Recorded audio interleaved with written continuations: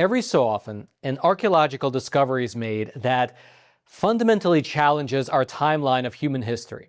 And right now, the country of Norway is experiencing something like that, not exactly rewriting human history, but at the very least, giving us a much higher resolution photograph of a very pivotal time, basically the transition from the end of the Viking Age into what's colloquially called the medieval age. And this discovery was basically made by accident. The whole thing dates back to April last month, when you had two metal detector enthusiasts doing a routine sweep only to discover something of truly unprecedented scale. They were sweeping a field at the Morstad farm near Rena in southeastern Norway.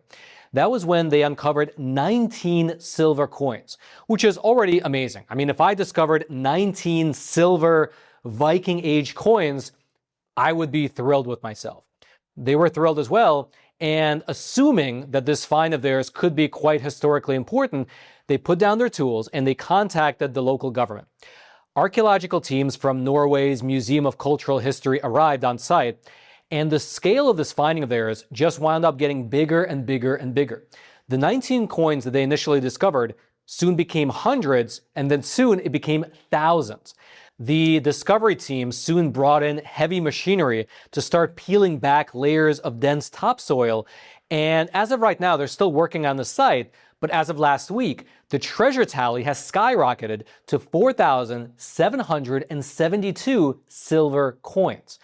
And I will mention that as we're filming this program right now, the archaeologists who are still on site, they're pulling up upwards of 100 coins per day out of the ground.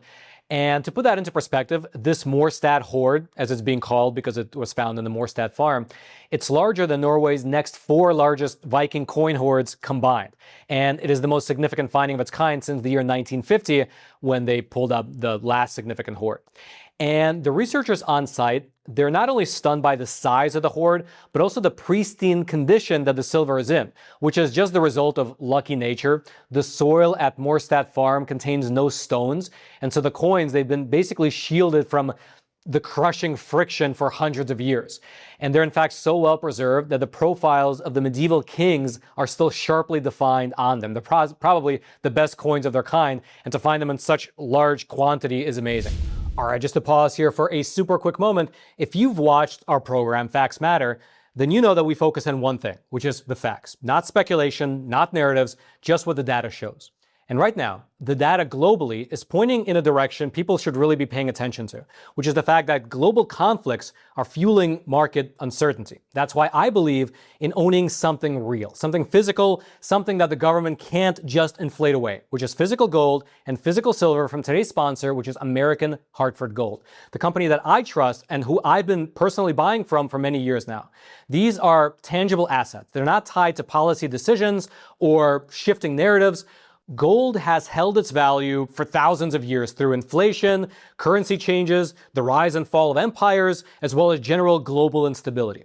In a certain sense, gold actually thrives in periods of global instability. And American Hartford Gold is a good company. They have an A+ rating with the Better Business Bureau, thousands of 5-star reviews. They can deliver your gold and your silver directly to your doorstep, or they can help you set up a gold IRA if you're trying to diversify your retirement. And right now, when you call and mention my name, Roman, you can get up to $20,000 in free silver with your first qualifying purchase. So give them a call, 866-242-2352, or just text Roman to 65532. That's again, 866-242-2352, or text Roman to 65532. I'll also throw all their details. You'll be able to find them down in the description box below. Now, speaking to that point, the lead archaeologist on site at the Morstad site said the following, quote, "This is a truly unique discovery that you may only expect once in your career. It has been absolutely unbelievable to stand there and watch these coins be lifted out of the ground.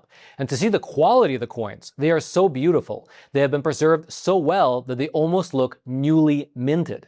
Now, these coins that have been discovered, they are 1,000 to 1,000 plus years old. And the archaeologists on site believe that the entire fortune was originally buried inside of a leather pouch or some kind of a wooden container. but that leather pouch or container decayed over the centuries. And after it decayed, modern mechanical plows basically scattered the silver across the whole field without the farmers even realizing what was happening. Quote, "They were never noticed by those who work here. People don't walk the fields anymore. They sit higher up in the machines." Which is really wild to consider that for decades you would be a farmer on this field, sitting just a few feet above the ground in your machine, and you're tilling the ground, and unbeknownst to you, you're hitting coins that are quite literally a millennia old.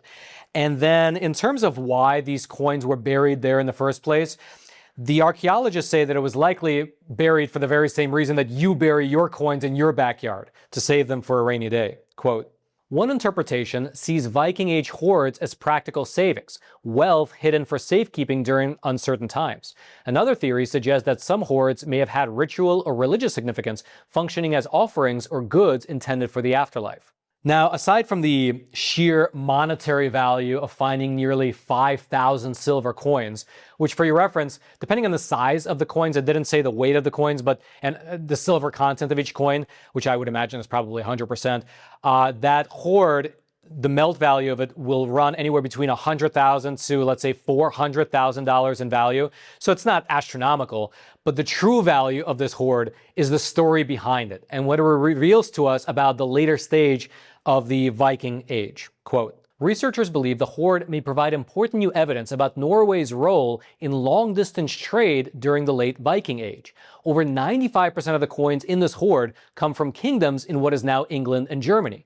These were the most widespread currencies in international trade at the time, and thus link Osterdalen to an international trade network." For your reference, Osterdalen, which I hope I'm pronouncing that correct, but that's the Norwegian district that these coins were found in, and it's an inland district. It's not near the coast, which becomes significant because, as it was mentioned here, 95% of the coins that were discovered were foreign to Norway. They were mostly English and German pennies.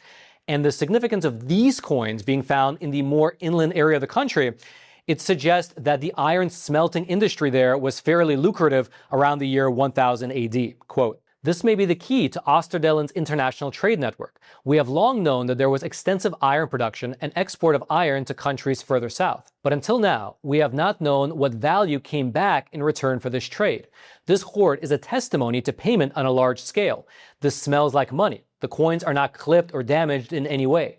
Archaeological work carried out in Osterdalen and other parts of inland Norway has revealed extensive iron production sites dating to the Viking Age.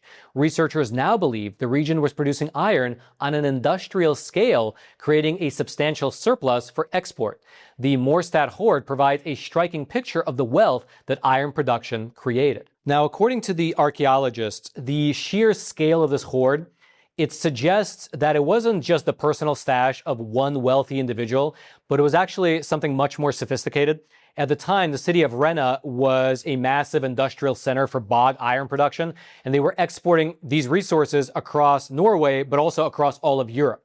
And so the sheer volume of the amount of money found suggests that it belonged to something like a ruling body or maybe even the state itself. Essentially, they believe that this was the discovery of the sovereign treasury of that region. And also, it shows a turning point in the economic system as a whole of Norway. Quote, "What we're seeing here is the beginning of a radical transformation in how people paid for goods in Norway. Society moved away from viewing silver itself as the source of value and towards accepting a nominal value, meaning that the coin is worth what we say it's worth. That's a major shift." And the evidence for this transformation basically came in the form of 4 coins that were discovered in this hoard. They, I guess you can say, were the 4 most important coins that were shown here because they show the exact moment that Norwegian civilization transformed, and they sort of mark the ending of the Viking Age and the beginning of the medieval age. The 4 incredibly rare coins, they were minted under King Harald Hardrada around the year 1046, and they represent Norway's very first national currency. And basically, the situation as it stood was that at the time, Norway did not have a national currency, and they used silver by weight to use as barter and exchange. And so a lot of those coins, like the German and the English coins, they were used internationally, sort of like the way the euro and the USD, the US dollar, is used right now. But inside of Norway, from my understanding, they were still being used by their weight. And also included in this hoard, besides those coins, there were also hack silver. So they were like pieces of jewelry cut into certain weights to be used as exchange. But King Harold, he went to the Byzantine Empire and he came back in the year 1045 AD. And then by the next year, 1046, he began to mint Norway's own national currency. So it would be silver minted by the state, and whatever the mint says it was valued at is what it was valued at. They no longer used the weight of silver. They instead transformed it into, I guess, a more modern version of an economy.